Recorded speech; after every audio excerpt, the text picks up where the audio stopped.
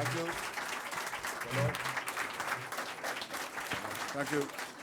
The most important distinction in international law, if I had to stand it on one leg, as we say about the Torah, then the most important thing about the rules of war is this. There's a dividing line in the center of the world. On one side are combatants, on the other side are non-combatants. On one side are soldiers, people with arms, and they can fight people with arms, but they cannot fight people who are innocent civilians, okay? That's the difference. So you can cross that line accidentally, but you can't cross it deliberately. If you deliberately target civilians, that's a war crime.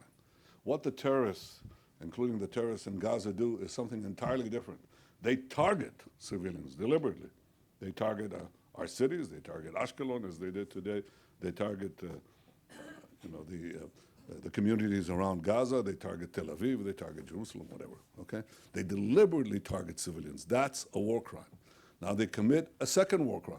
They not only target civilians, they hide behind civilians in civilian areas so that they know that we, who are not interested, who are trying to avoid war crimes as possible, will not hit them in their places of hiding.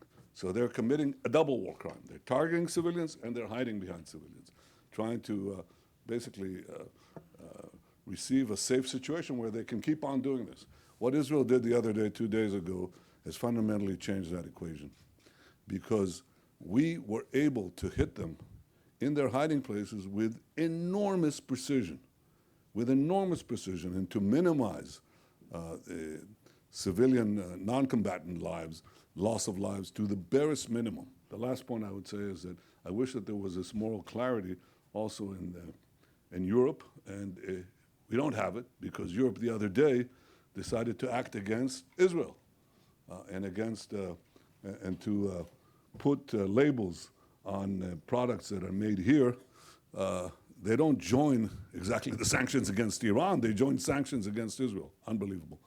I was very glad that Secretary Pompeo condemned this action, as he should. That's clarity, and that's important, because you need two things to beat the battle against radical Islam and the forces of terror and the forces of barbarism.